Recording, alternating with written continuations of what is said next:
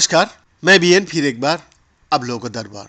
तारीख 24 दिसंबर 1999, जगह नेपाल का त्रिभुवन इंटरनेशनल एयरपोर्ट। विमान संख्या IC 814 और वो विमान काठमांडू से दिल्ली जाने के लिए 176 यात्री पूरा तरह तैयार था। सब कुछ समन था। विमान उड़ान भरता है और IC 814 जैसे ही नेपाल को पीछे छोड़कर भारतीय सीमा में प्रवेश करता है, हाईजैकर्स बंदूक लेकर सामने आ खड़ा हो जाता है। अब पूरा विमान उनके कब्जे में हो गया। यात्री सहमे हुए जान हवा में अटकी है। हाईजैकर्स एक के बाद एक अपनी योजना का हर कदम को अंजाम देना शुरू कर देता है। इससे शुरू होती है कंधार हाईजैक की कहानी, जिसे हालिया रिलीज हुए web series IC 814 the Kandahar hijack में दिखाया गया है। अब कहानी को आगे बढ़ाने के लिए हम लोग जानने की कोशिश करें क्या हुआ था। जी हाँ, विमान के भारतीय सीमा में पहुंचते ही शुरू होता है हाईजैकर्स का आतंक। फ्लाइट इंजीनियर अनिल का पुस्तक IC 814 hijack the inside story का मुताबिक शाम के 4:39 हुआ था। विमान भारतीय क्षेत्र में पहुंच गया था। तभी अचानक एक शख्स कॉकपिट में घुसता है और पायलट उसकी तरह देखता है।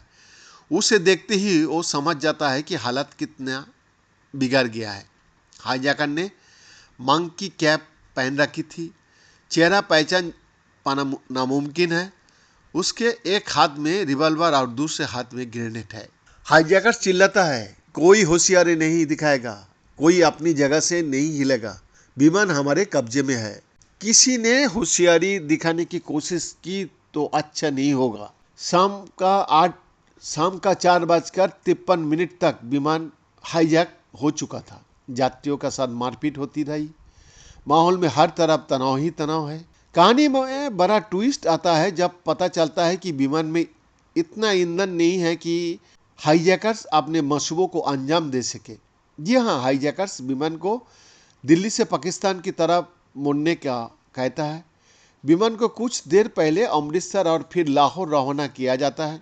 बिना पाकिस्तान सरकार की मंजूरी की फ्लाइट रात 8:07 पर लाहौर में उतरती है और फिर दुबई के लिए उड़ान भरती है। दुबई में ईंधन भरा जाता है और 28 यात्रियों को उतारा जाता है।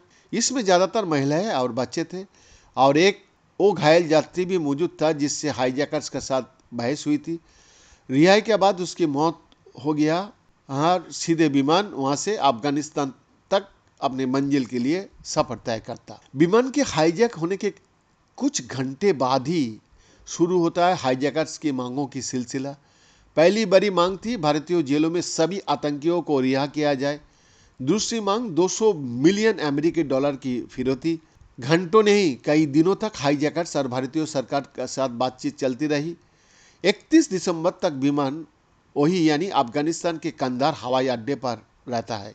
केंद्र की तत्कालीन सरकार, वो सरकार थी अटल बिहारी वाजपेयी जी के सरकार।